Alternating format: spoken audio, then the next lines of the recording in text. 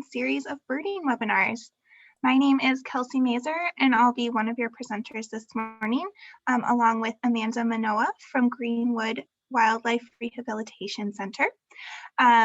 We will be talking today about what to do when you find a baby bird or injured wildlife or anything like that, and sort of how to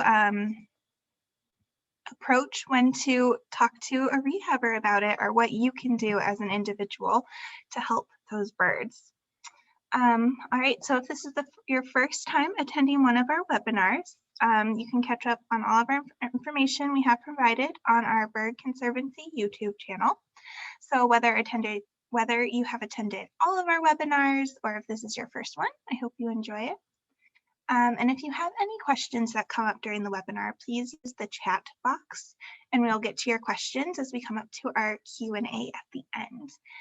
We are recording this webinar, so don't worry about scrambling to take notes. It will be up on our YouTube channel later this afternoon, and we'll send out the link to all the registered participants as well as relevant resources and things like that. Okay, so today we are using Zoom. I'm sure a lot of us have used Zoom in this past year, but if this is your first time Zooming, it does take a little bit of playing around with. I want to point out that your video and microphone are muted and off because it helps the technology run a bit smoother. When I'm in full screen, showing you my screen, yours is as well. If you need to exit the full screen, you can click Escape or click the Exit Full Screen button at the top. At the bottom of your window, you'll see a chat button that I've circled, kind of like a little speech bubble. And you can go ahead and click that, and it should dock right on the side for you. And when you send a message, just make sure you're sending it to everyone so we can all get your input, all hear your questions and things like that. So to send your question, you'll just type in the question and hit enter to send. And we will be using the chat window to kind of interact throughout this webinar. So let's practice a little bit. It's always really fun to get to know who's joining us today and where you're all from. So if you, in the chat window, please type in where you're from, how many people are watching with you, and what your favorite bird is today. We'd love to see it.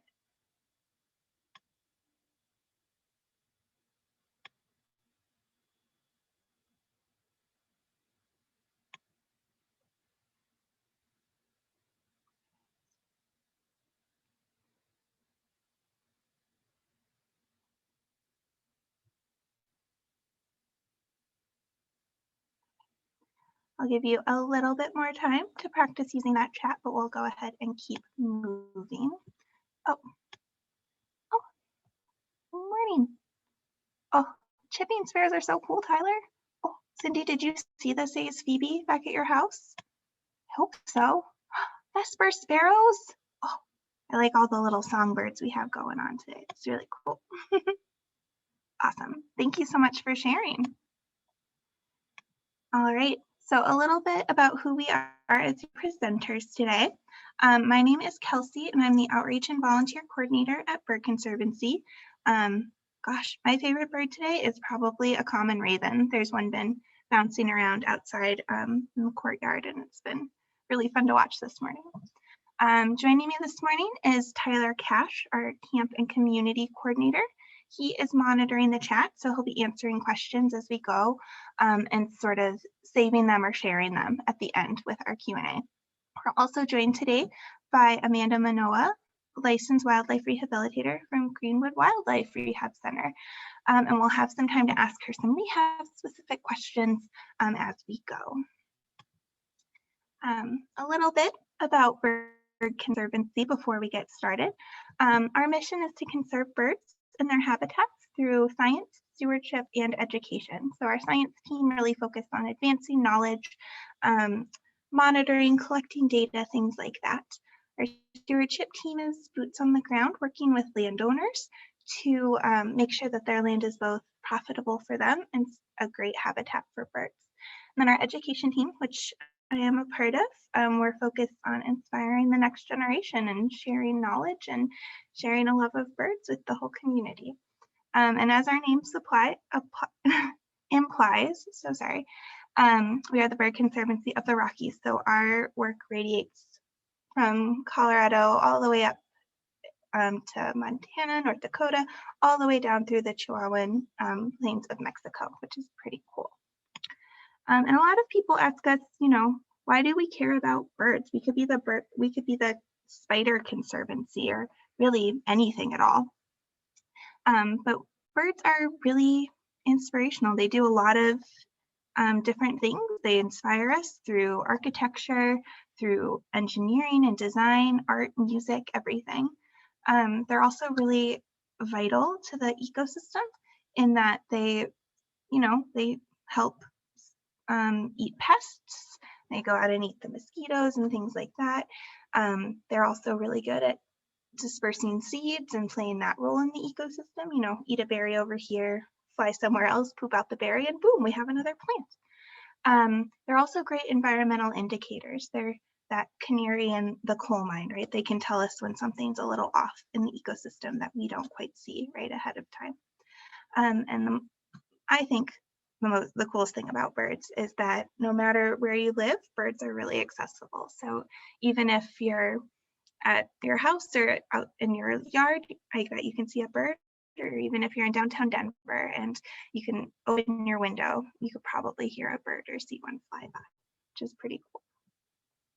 That's why we're focusing on birds today and most days as the Bird Conservancy of the Rockies. So during this webinar specifically, we will discuss the differences between nestlings and fledgling birds and how to tell if that baby bird needs help, how you can offer help, and when it is best to contact your local wildlife rehabber. Then we'll have a conversation with Ananda about her experience in rehab and all the wisdom she has to share with us. So let's go ahead and get started and discuss the different types of baby birds, nestlings versus fledglings. So first, we have nestlings. Nestling describes a baby bird that has just hatched or is still unable to care for itself. When songbirds are born, they are altricial. They have closed eyes, no feathers, and they're unable to control their body temperature or take care of themselves. So when these baby birds first hatch, they're fully dependent on their parents. Songbird nestlings take about 10 to 14 days to fledge or to grow themselves enough to start flying or to start taking care of themselves or to not look as weird as this little baby bird does. If you find a little baby bird and it's sparsely feathered and it's not capable of hopping, walking, sort of flitting its feathers, or gripping tightly onto anything, it's likely a nestling. And if so, the nest is almost certainly nearby. And if it is nearby, don't worry, because parents don't identify their babies by smell. If the nestling is on the ground, it's okay to pick it up very carefully and put it back in the nest. And if the nest has been destroyed, you can always make a new one and make sure the parent comes back. But we'll talk more about that in a little bit. Next, we have our fledgling. Oh, that did not update the text there, so just ignore it. They are not altricial. When a bird is adult sized and they're mostly covered in feathers, they're able to hop, walk, and clumsily fly. It's a fledgling. So if it looks like a weird Muppet like we have here, with fluff and a little stubby tail, it's a fledgling. And like always, it varies between species, but most passerines take about those 10 to 14 days to start fledging from when they hatch.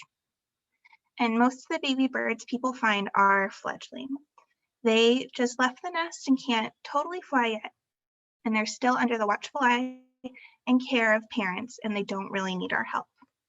Usually there's no reason to intervene at all beyond putting a fledgling onto a nearby perch out of harm's way and keeping your pets indoors to keep that harm out of the way. The parents may be attending to a bunch of different baby birds kind of scattered all around the area, but they'll come back and care for the one that has been So you can watch from a distance and make sure the parents are returning to care for the fledgling. And remember that a vast majority of these abandoned baby birds are perfectly healthy little fledglings whose parents are nearby and watching out for them. So now that we know the difference between nestlings and fledglings, let's discuss how you can tell when to intervene and some questions you can kind of ask yourself as you make those decisions. So here on the left, we have our fledgling. You can see it's mostly covered in feathers. It still kind of looks ridiculous. It's not totally in adult plumage yet or anything, but it looks mostly like a bird. Whereas the hatchling on the right-hand side, it still has those pin feathers, right? It doesn't have full-formed feathers. It's not capable of standing up or doing very much, as you can see there. So we have our kind of the difference between a fledgling and a hatchling. So when you find a baby bird, you first ask yourself, is this bird fully feathered? It's completely covered in feathers, has no bald spots, and is doing all right standing, walking, and hopping around. It is a fledgling. So if we have a fledgling, you can ask yourself that question. And let's say, yes, this guy is hopping around. He's doing just fine. He's safe from predators that may be outdoors. So let him be. The parents are likely nearby offering care for that bird. Make sure you're keeping your pets indoors. You can watch from a distance and keep an eye out for the parents to return. However, if it is not safe, there's predators in the area, or it's just not safe for the bird to be on the ground, put it in a safe bush or a tree or somewhere off the ground and watch from a safe distance for at least an hour, sometimes up to a full day, for the parents to show up. And if you don't see the parents, that's when you can call your wildlife rehab to see what you should do. All right, so let's go back to maybe it's not completely feathered, it's not a fledgling, it's a nestling. So you're going to ask yourself some different questions. For example, if the nestling, still not fully grown, doesn't have all its feathers and is still fully dependent on its parents, the best place for it to be is back in its nest with its parents. So can you find the nest? If you can find the nest, put it back in the nest. And again, watch from a safe distance for at least an hour to ensure that the parents come back. And remember, baby birds or parents and birds in general don't identify their babies by smell. So it's okay to pick them up. Just, they're very delicate little things, so be very gentle with them. If you cannot find the nest, or if the nest was destroyed, your next move is to create a new nest. You can use a berry basket or a small carton or something like that. Line it with dried grass, the old nest if you can find it, pine needles, anything like that, and hang it from a nearby or original tree. And then it's up to you to observe. Do the parents come back? If so, leave the area. The baby is just fine. If no, time to contact your rehabber. So that is a very quick overview of what to do if you find a baby bird, but let's learn a little bit more from Amanda. Amanda will share a little bit more with us about when to contact a rehabber, how to do that, and sort of all that jazz. So Amanda has worked with many different species all across the globe. She's interned at Dolphin Quest in Hawaii, where she trained with bottlenose dolphins and southern brown stingrays, took care of Hawaiian green sea turtles, and taught educational programs to people of all ages. She also spent time at the Odense Zoo in Denmark, where she worked with a variety of animals, her favorites being manatees and penguins. Amanda, that sounds like so much fun. Once back on the Front Range, she interned at the Denver Downtown Museum, volunteered with the Humane Society of Boulder Valley and the Miracles Therapeutic Riding Center, as well as trained a service dog. She attended Pikes Peak Community College, where she studied zookeeping technology. And she started as an intern at Greenwood in 2010 and is now a member of their year-round staff. So welcome, Amanda. We're really looking forward to chatting with you about your experience in wildlife rehab. and learning from you about what to do if we find injured wildlife. Yeah, Thank thanks, you so much for Kelsey. joining. Yeah, of Yeah, course. I'm I'm going to super go happy ahead. to be here. Great. All right, I'm going to go ahead and stop sharing our screen so we can have a more discussion. I have some questions for you, as well as we'll get to some audience questions. Okay, awesome. Thank you all. All right, so the first question I had for you is sort of going through those different myths around baby birds and when it's okay to intervene and things like that. So I always heard growing up you could never touch a baby bird. Could you tell us a little bit more about that one? Yeah, it was something we were told as kids, and everyone seems to know this little myth that if you hold that baby, that smell will get on them and mom won't take care of them anymore. Total myth. Mom will do a great job still taking care of them. So yeah, if there's a time that there needs to be some help, don't worry about it. We do ask that you wear gloves, gardening gloves or something, just to make sure that if they have something on them, you don't get that as well. But it's not about the smell of you going to the mom. It's wonderful to know. Thank you. Awesome. Another myth I always heard is that you're not allowed to move, maybe not a myth, but another thing I always heard was that you're not allowed to move nests or an active nest. Is that, I honestly don't know. Is that true? Yeah, so actually it is illegal to move an active nest. So this is a great thing to bring up, right? We get a lot of calls about little babies in their wreath on their door or something. Can I just move it? It really is illegal to do so. So if you really need to move that nest, you're really need to get a hold of Colorado Parks and Wildlife or US Fish and Wildlife. So it's kind of a tricky thing. There are some times when a nest will fall off of something and there's nothing you could have done to prevent that. In that case, you can make an artificial nest and mom will still usually take care of them. So yeah. Awesome. Good to know. Awesome. And another thing that I hear a lot, especially at our banding stations and places like that, like you shouldn't touch birds at all. They can transmit diseases and things like that to humans. Do you get that a lot too? Yes. Yeah. So the one thing that we get a lot of questions about is, can birds give you rabies? The answer to rabies is no, birds cannot give you rabies. That is the number one thing people ask. So really and truly, there's not a lot they can give you if you're just doing a quick little putting the nest back or that kind of thing. If you're going to have prolonged exposure to a bird, there are a sick bird especially, there are some things that they could pass along to you, but it's not likely. At that point, you would want to make sure you talk to a rehabber and those kinds of things. But they do a lot of times have parasites. And so that is something to think about. If mom hasn't been around in a while and you pick up a nest, you might find yourself covered in little feather mites up and down your arms. They can't harm you, but it is really gross. So there are kind of those kind of things. Yeah. Yes, feather mites are not fun. Awesome.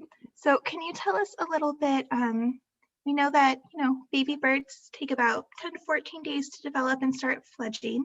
How long do baby birds typically fledge? How long does it take them hopping around on the ground until they're, adults ready to fly and go off and explore the world? Yeah, this is what we get the most calls about are people that find this little baby who looks like a little bit of an adult and they think something's wrong with it.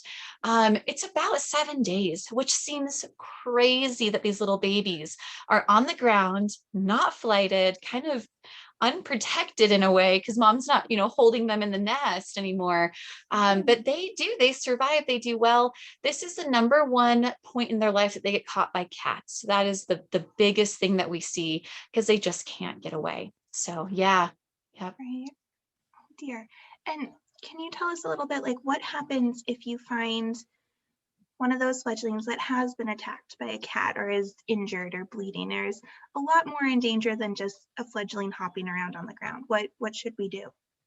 Yep, exactly. Yeah, so if you notice that a wing looks strange or you know that the cat caught it, it looks fine, but you know that it's been in a cat's mouth, we really want you to call us to bring it in.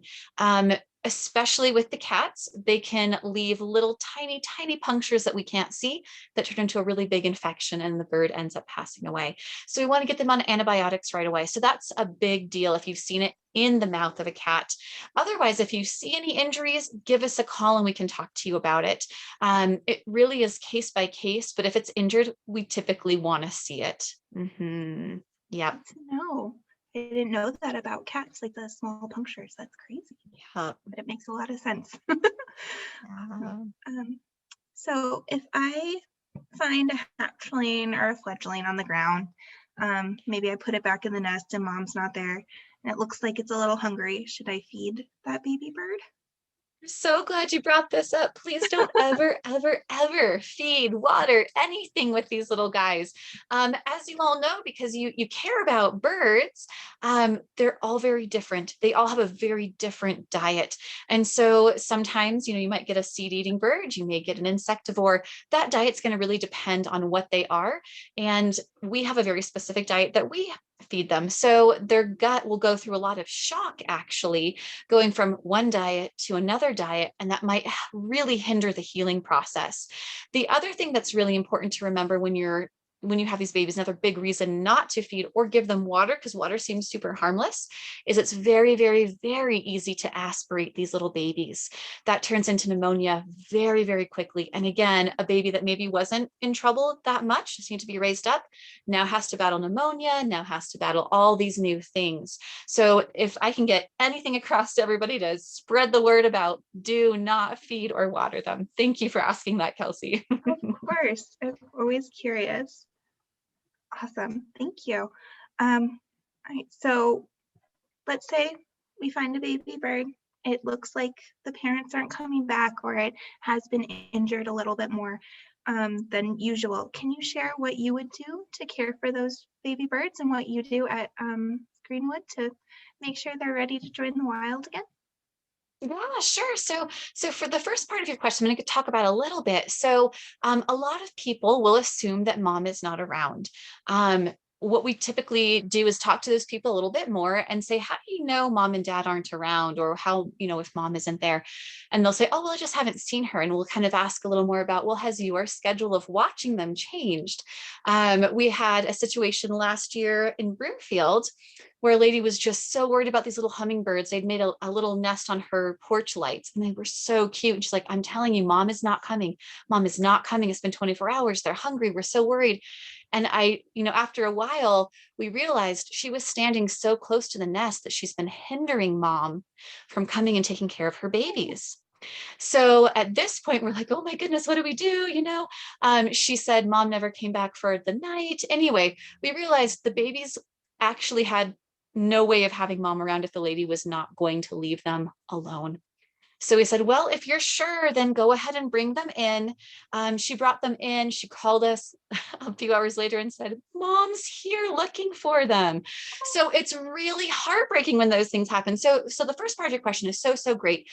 Make sure mom and dad really aren't around. Make sure you're watching from inside behind a window. Make sure you're doing all these things so that you're not hindering them and making sure mom's not coming by. So that's a great, great part.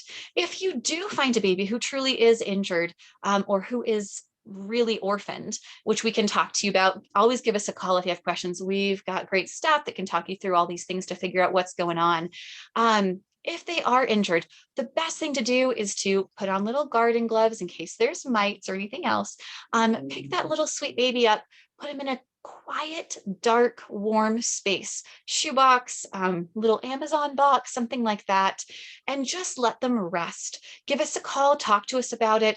We do like to have pictures so that we know, like, oh, wow, that actually is a fledgling, but it's a wren, so it's really small, or something of that nature. So we'd like to have a picture of it, and then give us a call and say it is contained in a nice, warm, dark area, and this is what I've noticed. We can walk you through what to do then. So, and you asked about what we do at Greenwood, so I'm going to talk a little bit about that then.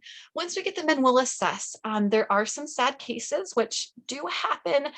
Sometimes they're just beyond repair, and it's not worth that little soul to be suffering for a long time, and we will euthanize in some situations. Hopefully that's not the case.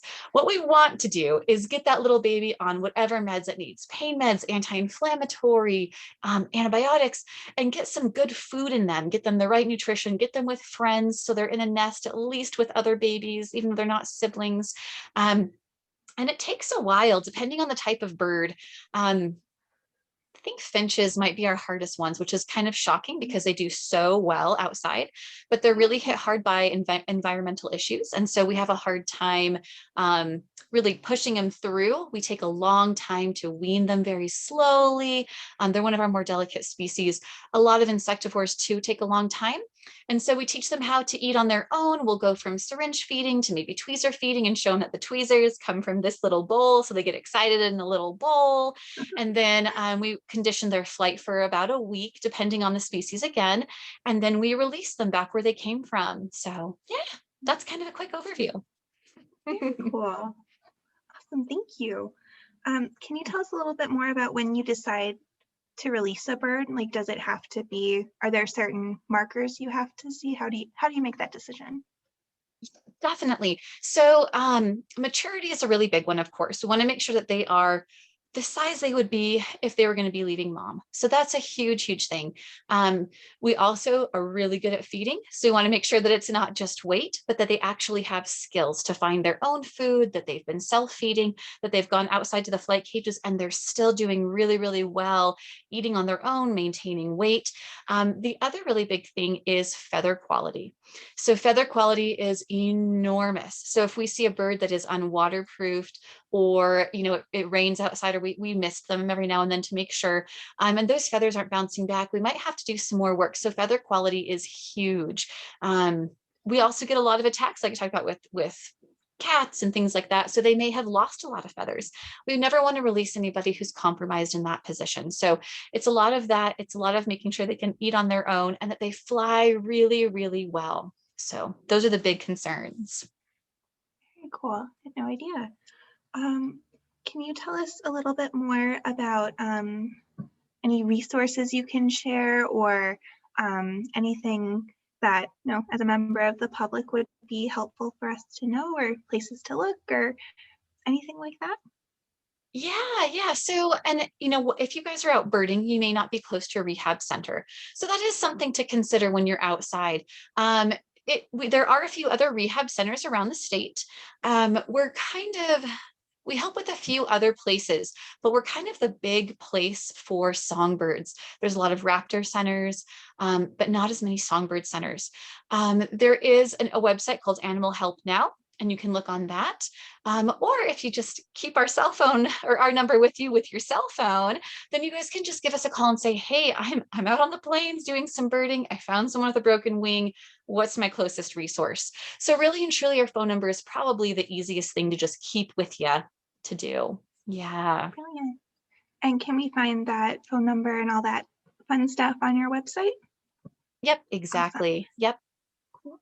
I'll go ahead and share that in the chat when I have a second to grab it.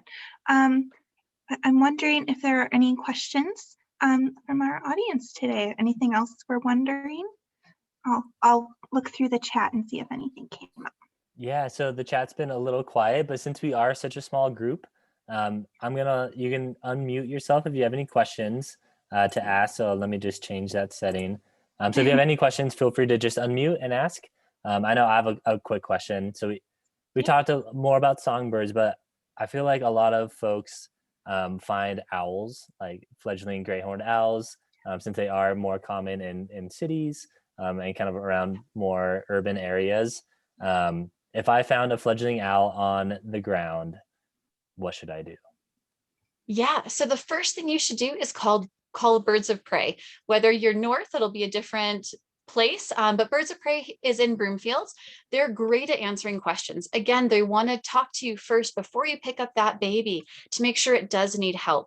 So they might talk about, well, do you see a tree nearby? This could just be a brancher. So they'll kind of go into that with you. So again, if you think there's an issue, call the right place for sure. But yeah, they can help you through those issues. Thank you for asking that. Mm-hmm. And I know with birds of prey, especially, they, in the same way that songbirds do, they fledge, they're hopping around, they look like weird little Muppets, and they look like they might be abandoned, or you might not see mom or dad nearby, but mom and dad are definitely watching and usually, very involved.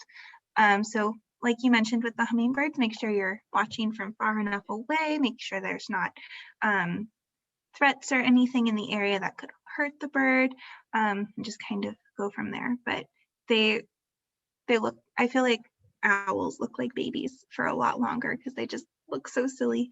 But yeah. Are there any other questions or anything else we can discuss?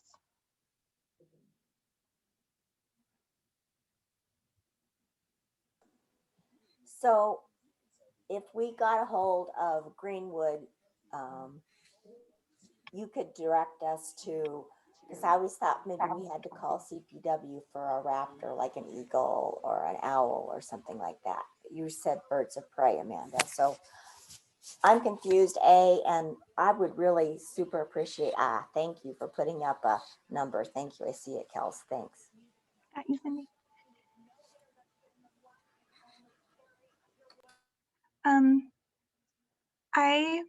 So for raptors, I volunteered at Birds of Prey for a while, and I know not everyone goes through CPW.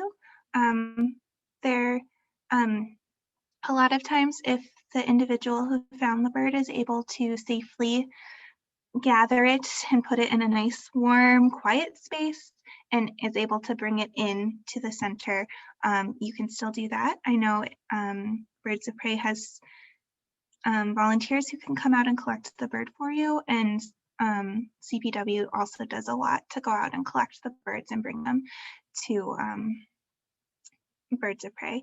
And sometimes that can be the most helpful, since, you know, raptors have really big talons. You can really get hurt if you don't know what you're doing. Even if you know what you're doing, you can still get really hurt. So calling Birds of Prey Foundation or CPW, they should be able to help you with that baby owl or hawk or injured bird of any kind. So, and then non-raptors, so hawks, owls, eagles, things like that, falcons, that would then be Greenwood.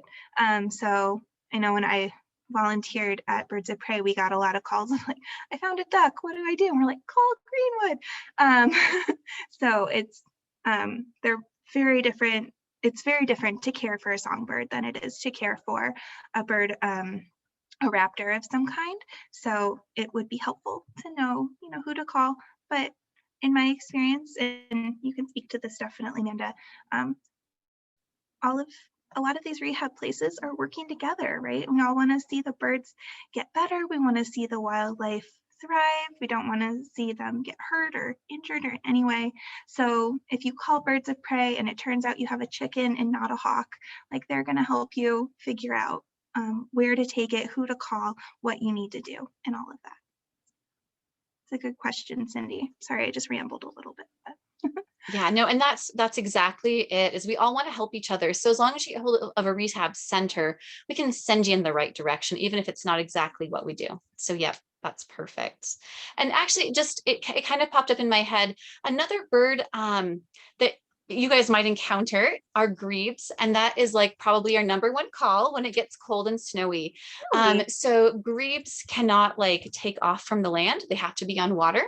So a lot of times they will think that the freshly fallen snow or an icy road is water. They'll land, they can't move. So we get a lot of calls, probably, I don't know, 10 or 15 a week sometimes when we have the bad storms, of trying to get this grebe that they're like, it's a duck and it's injured. And we're like, well, does it have red eyes? It's like, oh yeah, it does. So anyway, so that's another one that you guys can really be on the lookout, that takes a quick minute to just pick up and put in the water if they're not injured. So anyway, just wanted to plug that in there. Thanks. Amazing. So you get a lot of grebe calls in the winter. What is the, I want to say most popular, but that's not quite right. What kind of birds are you getting this time of year? What kind of wildlife? Yeah, so as I'm sure you all are seeing too, everybody is late. All of these birds are very late this year. So we don't actually have many birds right now. It's kind of surprising. But what we typically get first are the finches. So we get the little house finches. And then our number one species we get in for baby birds is robins. We get so many little robins. So lots of robins. And depending on the food sources, we'll get different species in. So like last year was a little bit wet. So we had a ton of insectivores, tons of kingbirds and swallows, just a lot of them because the food source was there. And then our last little baby of the season are, of course, little goldfinches, and they're so beautiful. They're so cute. So then we know the season's starting to wrap up as we get them. Yep. That's very cool. Awesome. Is there any thing else you think the public should know about baby birds or injured wildlife, or any final plugs you want to put in other than don't feed or water baby birds? Yeah, I really appreciate that one. So on our YouTube channel, you guys can definitely watch some of the intakes we've had where people have fed and have like covered feathers with this goo, and now they have a whole bath, you know, things like that. So if you're more interested in that, you're welcome to look on a lot of our YouTube channel stuff there, and it does have some great videos. But really and truly, it's the, you know, watch and wait. That's a really big part of it.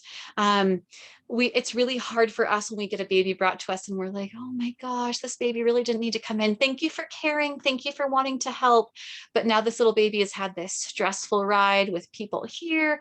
So really it's the watch, the wait, and call us and let us know, because we may have some good information to help you and not have to drive all the way up to us either. So that's kind of the big stuff for me. Yeah.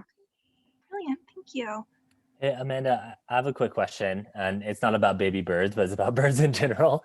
I feel like window strikes are a huge problem when it comes to birds and the public. So Yes. if let's say I'm at home and I do have a bird that hits my window, and what should I do? Great question. Thank you for that. Yeah. So if you do have a window strike, we want you to wait.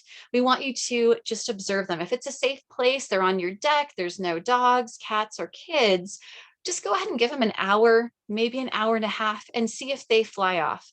If after that time, they're still kind of looking dazed, they're closing their eyes, they're puffed up, we would like you to put them in a box, closed, dark, warm, and give us a call. But this is a huge thing, especially as the seasons change. And we typically see northern flickers with this. The light on the window reflects differently. And so it's a different thing for them. And they just, you know, they have a hard time with it, but that is definitely a big problem. So thank you for bringing it up. But yeah, exactly. So just watch for a little while, make sure that they don't just fly off. And if they don't, then they probably do need help, and then contain them and call. Yep. Great question.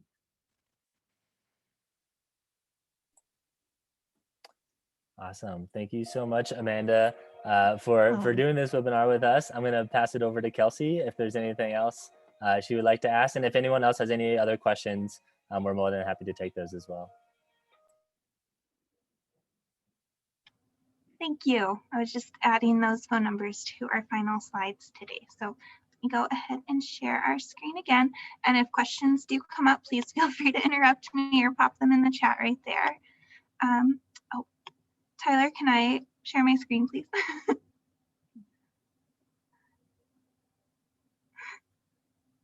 You'd think after a year of all this technology stuff, we'd have it figured out, but it always throws you for a loop. There's always something new. All right, you should be able to share again. Thank you. Okay. So, oh dear. Oh. Hop on through. Technology is really not my friend today. I'm so sorry.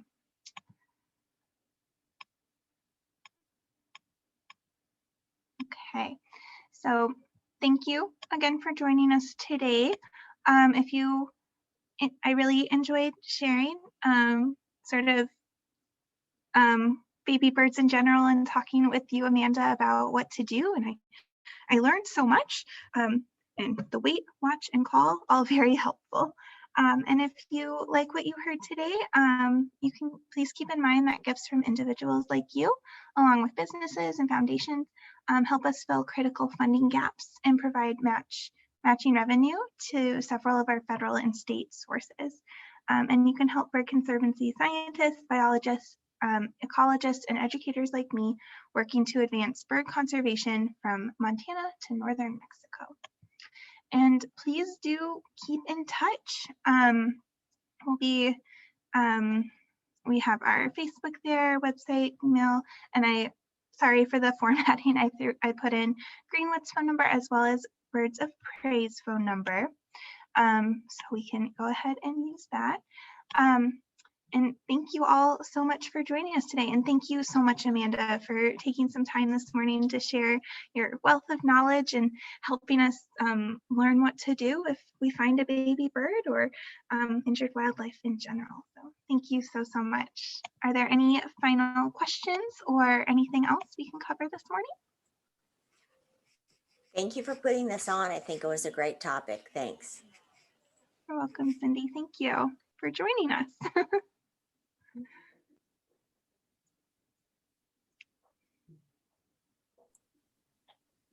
All right, looks like that's about it. I'm sure more questions will pop up once we post this on our YouTube channel, and hopefully they'll go to you at Greenwood and not so much us at Bird Conservancy, because all we will do is give you the phone number to Greenwood, because we cannot do anything here at Bird Conservancy besides give you some of this information and pass you on. So Amanda, thank you so much for taking the time to do this. We aren't rehab experts, so we would have just had Google and been able to give information that way. So thank you for lending your knowledge and experience. And hopefully you don't get too many birds this summer. Thanks. I appreciate it. Thank you all for doing this. This is great. Have a great day. Thanks. Thank you. Thank you, everyone. I hope you have a wonderful day. Enjoy the beautiful weather. Thank you.